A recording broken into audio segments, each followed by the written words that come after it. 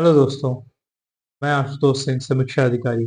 एक बार फिर से आप सभी का आपके अपने जॉब मंत्रा यूट्यूब चैनल पर स्वागत करता हूं। आशा करता हूं कि आप सभी लोग अच्छे होंगे।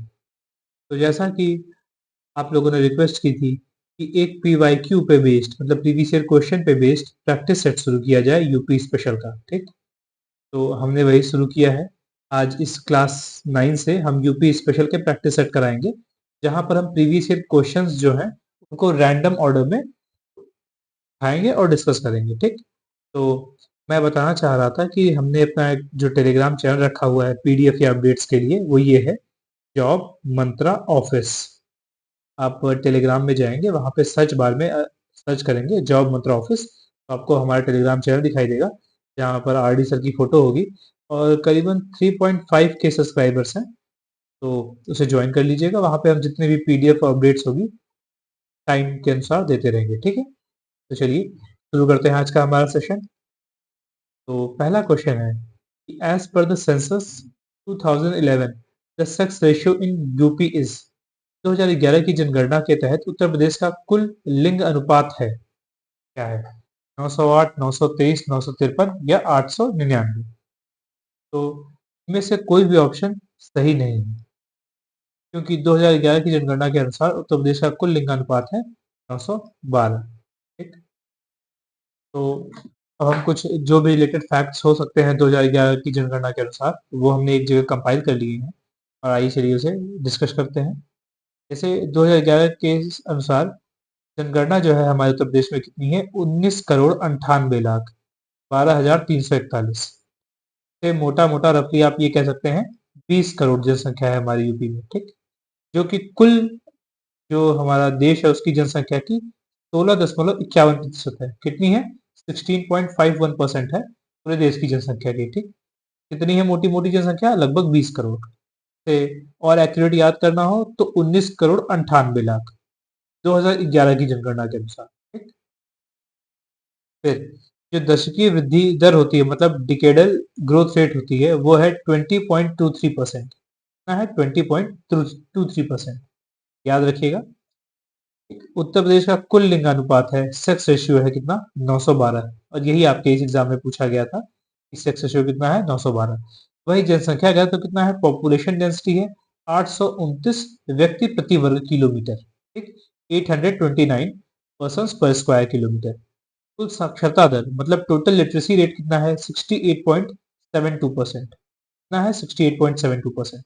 अगर पुरुष साक्षरता दर पूछी जाए तो मैं क्या करता था, मैंने याद रखने का तरीका बना के रखा था कि 10 जो है ऐड कर देता था। 67 में अगर 10 ऐड करें कितना हो जाएगा?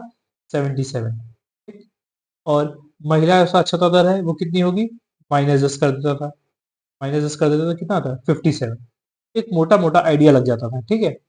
तो मैंने याद करने के लिए कुछ तरीके अपने बना के रखे थे। तो चलिए, अब आपको चीजें थोड़ी सी रिवाइज हो गई होगी। इनमें से कोई भी ऑप्शन सही नहीं होगा, ठीक है?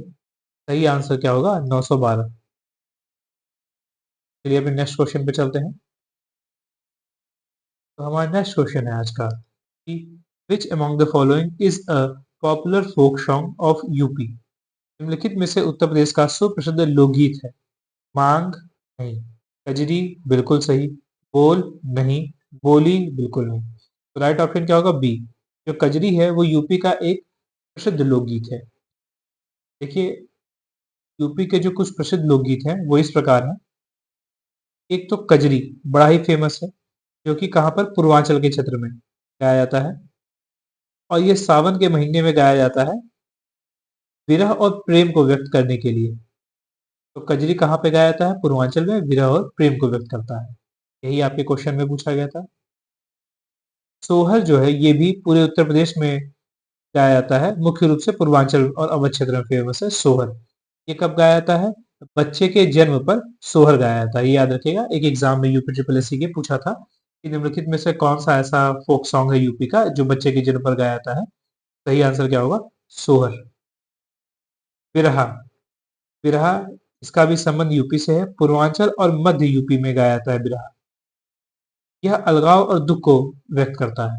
कभी कभी गांव देहात में लोग, बड़े बुजुर्ग कहते हैं कि बिरहा मत गाओ, मतलब दुख मत व्यक्त करो बार बार।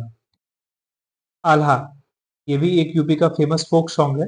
ये बुंदेलखंड क्षेत्र से संबंधित है, आल्हा। ठीक, ये आल्हा और उदल, ये बुंदेलखंड में दो प्रमुख वीर थे। आल्हा उदल की वीर गाथाओं को वर्णन करने के लिए आल्हा नाम का एक लोकगीत गाया जाता है बुंदेलखंडी क्षेत्र में। ठीक, तो आपको लोकगीतों में कुछ बातें याद रखनी है कि कौन सा लोकगीत किस क्षेत्र में गाया था और किस पर्पस पे गाया जाता है। ठीक है, आपके एग्जाम में ये बातें पूछी जाती है। ठीक, तो आई होप आप याद रखेंगे कौन सा लोकगीत किस क्षेत्र में गाया था और किस पर्पस में गाया था, ये मैंने इन सभी में बताया है। ठीक, तो चलिए नेक्स्ट क्वेश्चन पे चलते हैं कि how many IITs are located in Uttar Pradesh. Uttar Pradesh में कितने आईआईटीज हैं? बहुत इजी क्वेश्चन है।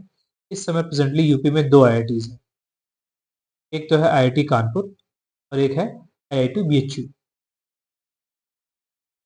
तो पूरे देश में प्रेजेंटली 23 आईआईटीज हैं। There are 23 IITs Indian Institute of Technology in India. कितने हैं? 23 में से दो जो है वो यूपी में है, आईआईटी कानपुर और आईआईटी बीएचयू।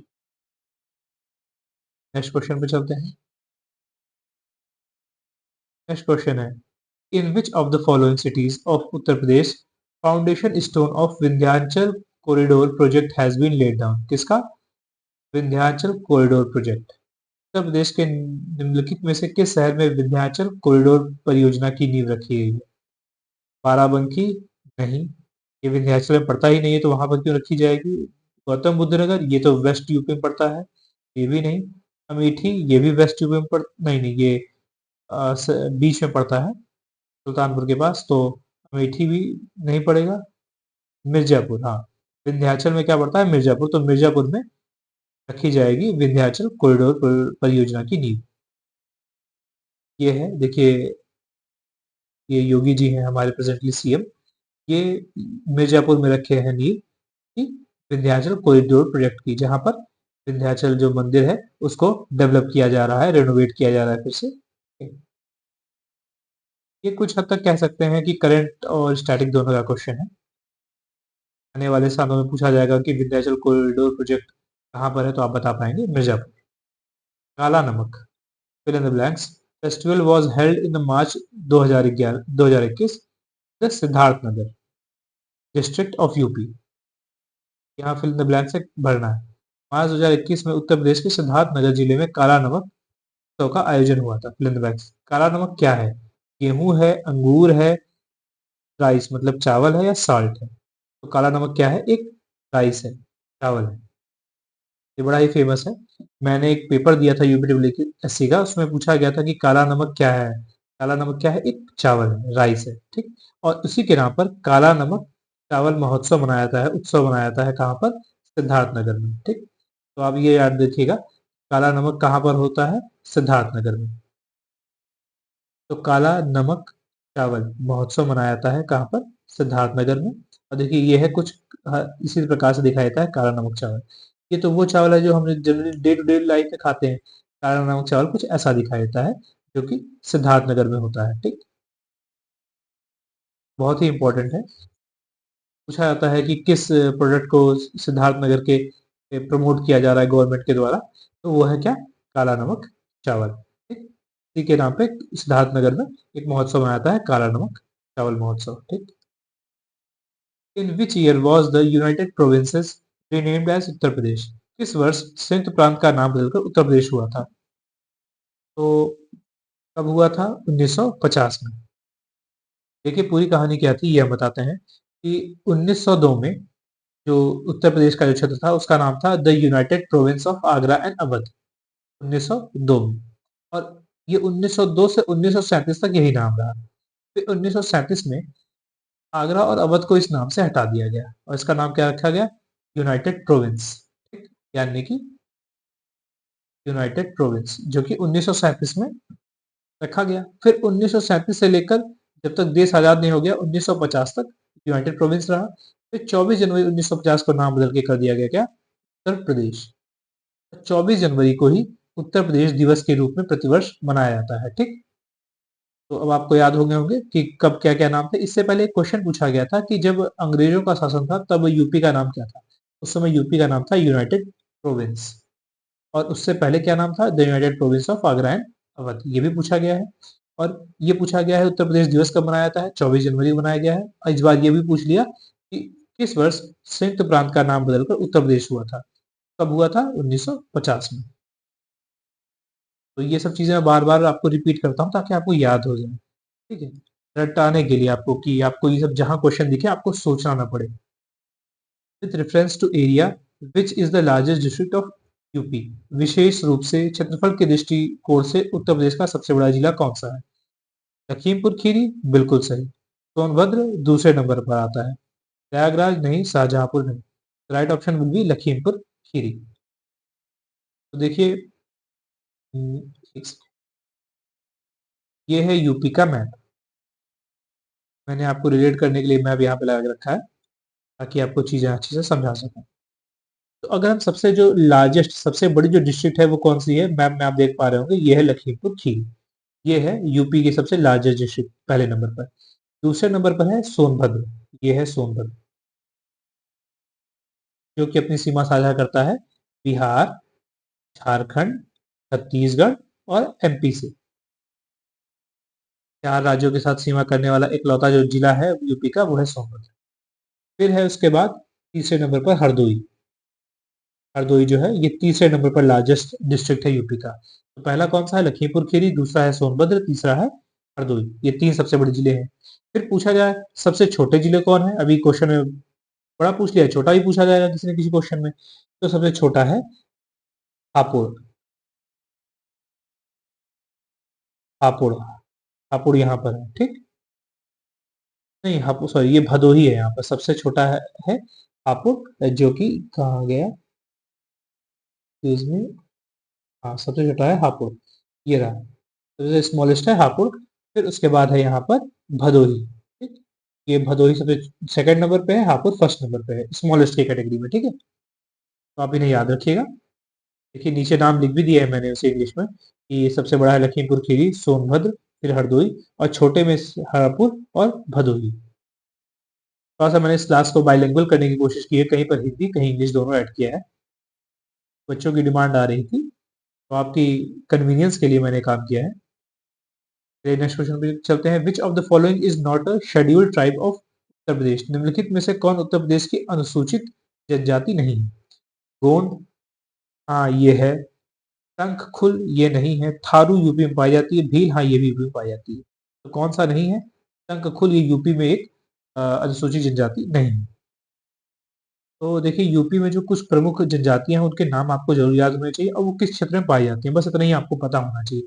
बाकी बहुत डीप में आपके जानकारी नहीं चाहिए। एक जनजाति है खैर या खरवार।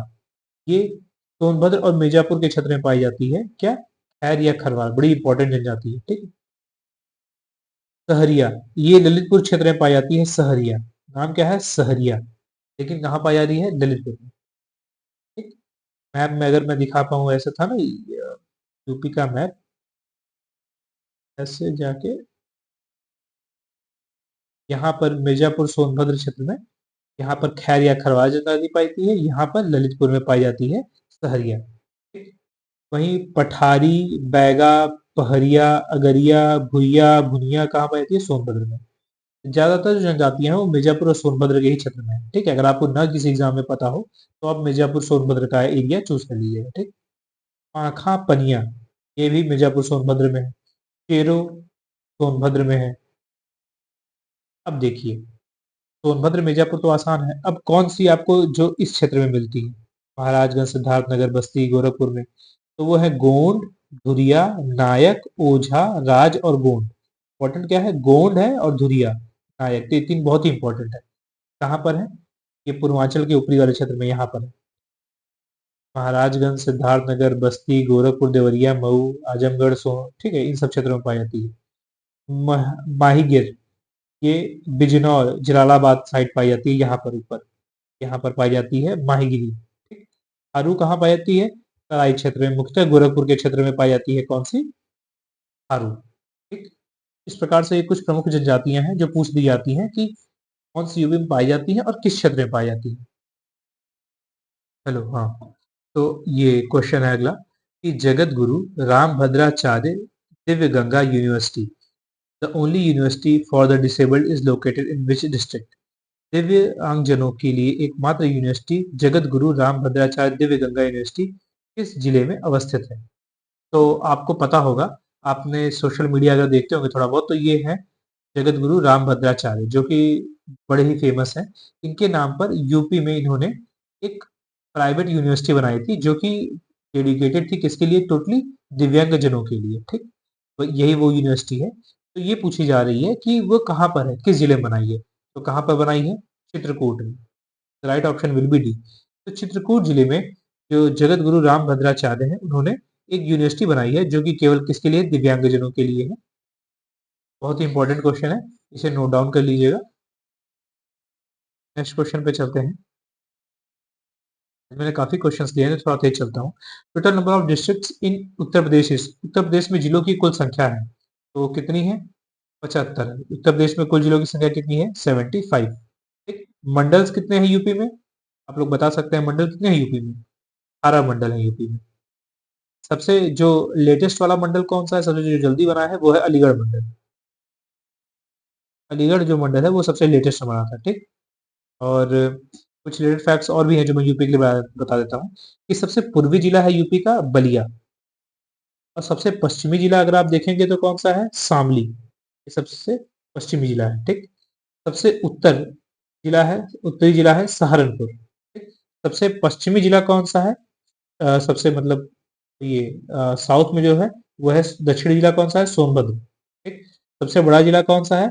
लखीमपुर खीरी, ठीक। सबसे छोटा जिला कौन सा है? यहाँ पे है हापुड़, ठीक। यूपी की जो ये ऐसे लंबाई कितनी है? ये लेटरल ऐसे लंबाई अगर हम यूपी की पूछी जाए तो 640 है शायद, ठीक। और यूपी की अगर चौड़ाई पूछी जाए तो मेरे ख्याल से 240 है ऐसे, मतलब सबसे ऐसे मैक्सिमम में दी जाए तो कितनी है? 240। तो चलिए नेक्स्ट क्वेश्चन पे चलते हैं। ये और रिलेटेड चीजें मैं आपको बताता रहूंगा ताकि आपको याद हो जाए। Who was the first chief minister of Uttar Pradesh? Uttar Pradesh के पहले मुख्यमंत्री कौन थे? श्रीमती सुचित्रा कृपलानी? नहीं, ये पहली वुमेन सीएम थी। First women CM. ये एक बार मैंने एक एग्जाम दिया था, उसमें पूछा था पहले यूपी की सीएम कौन थी वुमेन, तो फर्स्ट वुमेन सीएम थी सुचित्रा कृपलानी। चौधरी चरण सिंह? नहीं, ये पहले सीएम नहीं थे। हाँ, ये वो सीएम थे यूपी के जो आगे चल के प्राइम मिनिस्टर भी बने देश के, ठीक। श्री गोविंद वल्लभ पंत, हाँ। श्री गोविंद वल्लभ पंत हमारे यूपी के पहले चीफ मिनिस्टर थे, सीएम थे, ठीक। श्री चंद्र भानुगुप्त? नहीं, ये सीएम नहीं थे। तो the right option will be C, ठीक। देखिए और भी कुछ रिलेटेड जो नाम है वो आपको बार बार मैं बताऊंगा ताकि आपको याद हो जाए। पहले चीफ मिनिस्टर कौन है? पंडित गोविंद वल्लभ पंत, यही पूछा गया है। पहली वुमेन चीफ मिनिस्टर कौन है? सुचित्रा कृपलानी। दोनों बड़ा अंतर है, याद रखिएगा। पूछा गया है चीफ मिनिस्टर भी कौन है, पहली वुमेन चीफ मिनिस्टर कौन है। पहली गवर्नर कौन रहा है यूपी का? श्रीमती सरोजनी नायडू। तो पहला जो देश आजाद हुआ था, तो जब हमारे पहले गवर्नर बनाई गई थी तो वो श्रीमती सरोजनी नायडू थी, और ये पहली अपने आप में वुमेन भी हो गई, ठीक। पहले स्पीकर जो हमारी लेजिस्लेटिव असेंबली उसके कौन रहे हैं? पुरुषोत्तम दास टंडन। पुरुषोत्तम दास टंडन क्या है? पहले स्पीकर रहे हैं। पहले लोकायुक्त कौन रहे हैं यूपी के? जस्टिस विश्वम्बर दयाल। जस्टिस विश्वम्बर दयाल ये पहले लोकायुक्त रह रहे हैं। पहली यूनिवर्सिटी यूपी में कौन रही है? इलाहाबाद यूनिवर्सिटी, जो 1887 में बनी थी, ठीक। पहला हिंदी डेली न्यूज़पेपर, ऐसा न्यूज़पेपर जो डेली निकलता था वो भी हिंदी में था, उसका नाम था द हिंदुस्तान, जो कि प्रतापगढ़ में पब्लिश होता था। कब से? 1887 से, ठीक। तो चलिए आपको कुछ ये इंपॉर्टेंट फैक्ट्स मैं बता दिया हूँ। आगे मैं अभी हिंदी में बता दूंगा, ठीक। इससे रिलेटेड एक क्वेश्चन और है, जब डिस्कस करूंगा तो सारे फैक्ट्स हिंदी में बता दिए जाएंगे। Which of the following is not a folk dance of Uttar Pradesh? निम्नलिखित में से कौन सा एक उत्तर प्रदेश का लोक नृत्य नहीं है? चरकुला, हाँ ये यूपी का है। दादरा ये भी है। कर्मा ये भी है। मुरिया ये यूपी का लोक नृत्य नहीं है। Right option will B D. ये पूछा है कि कौन सा लोक नृत्य नहीं है, तो मुरिया यूपी का लोक नृत्य नहीं है। तो जो लोक नृत्य है, जो इंपॉर्टेंट अलग अलग जिन क्षेत्रों से संबंधित है, वो मैंने यहाँ पे नोट डाउन कर लिया है। देखिए, जो कर्मा नृत्य है बड़ा इंपॉर्टेंट है। कर्मा नृत्य ये कहाँ से संबंधित है? कर्मा और चौलर नृत्य सोनभद्र और मिर्जापुर के क्षेत्रों से संबंधित है। तो इनमें इंपॉर्टेंट क्या है? कर्मा नृत्य। वही चरकुला नृत्य, मयूर नृत्य ये बड़े इंपॉर्टेंट है। झूला नृत्य यहाँ से संबंधित है, ये तीनों ब्रज क्षेत्र से संबंधित, ब्रज क्षेत्र से संबंधित है, और तीनों ही बड़े इंपॉर्टेंट है। आर डी सर का फोन आ रहा है, जैसा मैं काट देता हूँ, थोड़ी देर बाद बात करूंगा। फिर ख्याल नृत्य बड़ा ही इंपॉर्टेंट है। ठीक, ये भी कहाँ, ये बुंदेलखंड क्षेत्र से संबंधित है। ख्याल, शौरा ये भी इंपॉर्टेंट है। घोड़ा नृत्य ये इंपॉर्टेंट है, और धूरिया नृत्य ये इंपॉर्टेंट है। वहीं देवी नृत्य, राई नृत्य, पाई डंडा नृत्य, दीवारी, मोर पंखा नृत्य, बुंदेलखंड। देखिए, अगर आपको किसी नृत्य का नाम न पता हो तो आप बुंदेलखंड लगा दीजिएगा। ठीक है, ज्यादातर जो यूपी के नृत्य हैं वो बुंदेलखंड से आते हैं। ठीक, पूर्वांचल क्षेत्र में होता है नटवारी, धोबिया और कट भिड़वा नृत्य।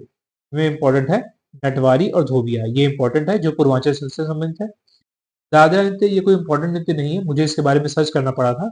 ये जल्दी किताबों में लिखा हुआ नहीं मिलता है। इसका संबंध लखनऊ के दरबारी नर्तकों से है।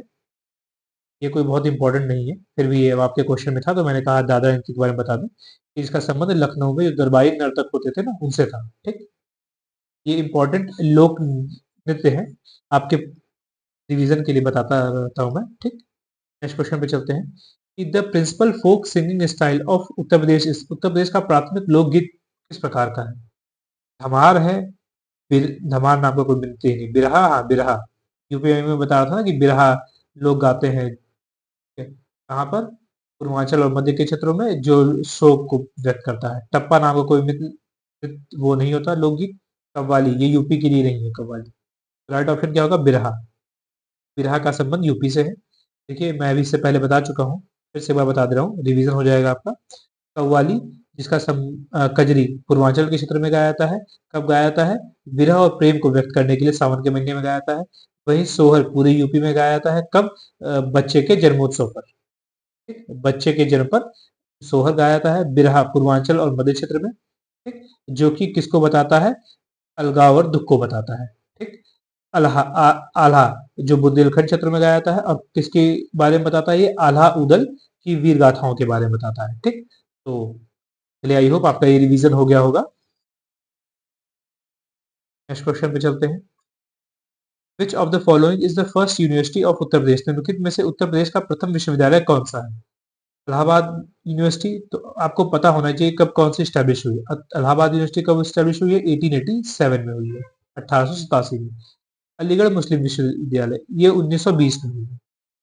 देखिए, मैं पहले बता चुका हूँ, एंग्लो ओरिएंटल जो मुस्लिम विश्वविद्यालय था, एंग्लो ओरिएंटल मुस्लिम विश्वविद्यालय, ये सर सैयद अहमद खान ने बनाया था। कब? 1875 में।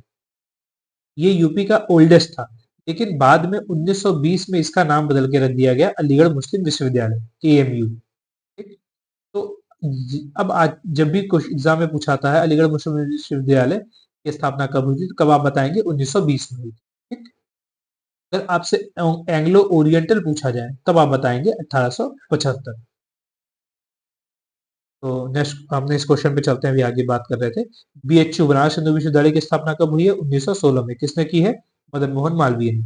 वहीं बाबा साहेब भीमराव अंबेडकर यूनिवर्सिटी स्थापना कब हुई है? 1996 में। कहाँ पर? लखनऊ में। तो इनमें से सबसे पुराना कौन सा? इलाहाबाद यूनिवर्सिटी। इनमें से सबसे पुराना नहीं, एक तरह से आप समझ लीजिए यूपी में सबसे पुराना विश्वविद्यालय है वो इलाहाबाद यूनिवर्सिटी ही है।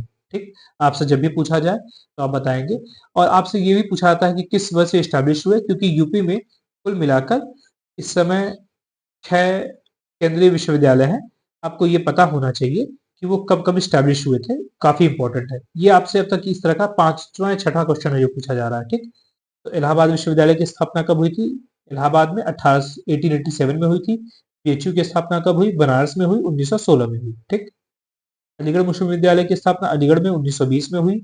वहीं बाबा साहेब भीमराव अम्बेडकर विश्वविद्यालय की स्थापना लखनऊ में 1996 में हुई। आपको जगह का भी नाम याद रहना चाहिए। वैसे तो इलाहाबाद में इलाहाबाद का नाम आता है, बीएचयू में बनारस का नाम आता है, अलीगढ़ में अलीगढ़ का नाम आता है। लेकिन बाबा साहेब भीमराव अम्बेडकर आपसे पूछ लिया जाए तो आपको पता होना चाहिए कि ये कहाँ पर है? लखनऊ में 1996 में बनाया गया था। राजीव गांधी राष्ट्रीय विमानन विश्वविद्यालय ये रायबरेली में है, जिसकी स्थापना 2013 में हुई थी। ये केंद्रीय विश्वविद्यालय है। रानी लक्ष्मीबाई केंद्रीय कृषि विश्वविद्यालय कहाँ पर है? झांसी, 2014 में। ये तो आप याद रखते हैं, रानी लक्ष्मीबाई का संबंध है झांसी से 2014 में। ठीक, इस प्रकार से ये कुल मिला के 6 केंद्रीय विश्वविद्यालय हैं। इनके कहाँ पर है ये और कब स्टैब्लिश किए गए थे, आपको नाम याद होना चाहिए। ठीक, अगले क्वेश्चन पे चलते हैं कि which of the following is a state flower of Uttar Pradesh? निम्नलिखित में से उत्तर प्रदेश का राजकीय पुष्प कौन सा है? पलाश। हाँ बिल्कुल सही, कमल ये पूरे भारत का राजकीय पुष्प है। सोन चंपा ये नहीं है, गुलमोहर ये नहीं है। तो राइट ऑप्शन क्या होगा? पलाश। पलाश जो है ये यूपी का राजकीय पुष्प है। तो जो यूपी की ऑफिशियल लैंग्वेज है वो है हिंदी और उर्दू। उर्दू को कब बनाया गया था ऑफिशियल लैंग्वेज? 1989 में। ठीक? ये आपसे पूछा जा सकता है कि उर्दू को कब राज्य की भाषा का दर्जा दिया गया था यूपी में? 1989 में। ऑफिशियल सिंबल है यूपी का, वो कुछ इस प्रकार है। धनुष दिखाई देता है, इसमें गंगा यमुना की धाराएं दिखाई देती है और मछली दिखाई देता है, और गवर्नमेंट ऑफ उत्तर प्रदेश लिखा हुआ है। ठीक? जो पक्षी है हमारा राष्ट्रीय पक्षी वो है सारस्वत। जो पशु है वो है बारहसिंघा। अशोक ट्री ये हमारा राजकीय ट्री है, और पलाश क्या है? राजकीय पुष्प है। ठीक? तो इस प्रकार से इनको मैं कई बार बता चुका हूँ, फिर से बता रहा हूँ बस रिवीजन के लिए। In which city the famous तुम्हा thumri singer Girija Devi was born? Girija Devi जो प्रसिद्ध ठुमरी गायिका का किस शहर में जन्म हुआ था? लखनऊ, अलीगढ़, मुरादाबाद या वाराणसी? तो इनका जन्म कहाँ हुआ था? वाराणसी। वाराणसी में प्रसिद्ध ठुमरी गायिका गिरजा देवी का जन्म हुआ था। कहाँ पर? वाराणसी में। ठीक? तो इससे रिलेटेड मैं आपको पहले ही बता चुका हूँ कि किन किन महान पुरुषों का जन्म किस किस क्षेत्र में हुआ है। एक सेकेंड, बार बता देता हूँ। जो ये बनारस है, वाराणसी। ठीक? यहाँ पर एक तो गिरिजा देवी का जन्म हुआ है, ठुमरी गायिका गिरिजा देवी। ठीक? रानी लक्ष्मीबाई, रानी लक्ष्मी बाई का भी जन्म यही हुआ है। और कुछ नाम आप भी सजेस्ट करिए। ठीक है, मैं इससे पहले ये चीजें कई बार आपको कराया हूँ। तो ये नेक्स्ट क्वेश्चन पे चलते हैं कि who was the first speaker of Uttar Pradesh legislative assembly? Uttar Pradesh विधानसभा के प्रथम अध्यक्ष कौन थे? तो मैंने बताया है अभी प्रीवियस स्लाइड्स में कौन थे उत्तर प्रदेश विधानसभा के पहले अध्यक्ष। वो थे Purushottam Das Tandon. The right option will be C. देखिए पहली मुख्यमंत्री कौन बता चुका हूँ, पंडित गोविंद वल्लभ पंत। अब देखिए मैंने यहाँ पे हिंदी में लिखा है, जो वहां मैंने इंग्लिश में लिखा था ना उसे मैंने यहाँ पे अब हिंदी में लिखा हुआ है। पहले प्रथम मुख्यमंत्री कौन थे? पंडित गोविंद वल्लभ पंत। पहली महिला मुख्यमंत्री कौन थी? सुचित्रा कृपलानी। पहले राज्यपाल श्रीमती सरोजिनी नायडू। पहले विधानसभा के प्रथम अध्यक्ष पुरुषोत्तम दास टंडन, यही पूछा गया है आपके एग्जाम में। और प्रथम लोकायुक्त कौन है? विश्वम्भर दयाल। प्रथम विश्वविद्यालय कौन सा है? इलाहाबाद विश्वविद्यालय, जो कि 1887 में बनाया गया था। पहला हिंदी दैनिक समाचार पत्र कौन सा है? हिंदुस्तान, 1887 में प्रतापगढ़ में था, कुछ संचालित किया गया था। तो चलिए नेक्स्ट क्वेश्चन पे चलते हैं कि where in Uttar Pradesh did Chauri Chaura incident take place? Chauri Chaura घटना उत्तर प्रदेश में कहाँ पर हुई थी? सबको पता होगा चौरी चौरा घटना कहाँ पर हुई थी? गोरखपुर में। ये एक तरह हिस्ट्री का भी क्वेश्चन है। तो अब से कुछ आपको रिलेटेड फैक्ट बता देता हूँ कि चौरी चौरा घटना जो 4 फरवरी 1922 को उत्तर प्रदेश के गोरखपुर जिले में हुई थी। यह घटना असहयोग आंदोलन के दौरान हुई थी। ठीक? इसी घटना के बाद महात्मा गांधी ने 12 फरवरी 1922 को असहयोग आंदोलन वापस ले लिया था। तो ये डेट्स पूछी जाती है कि चौरी चौरा घटना कब हुई थी? 4 फरवरी 1922 को।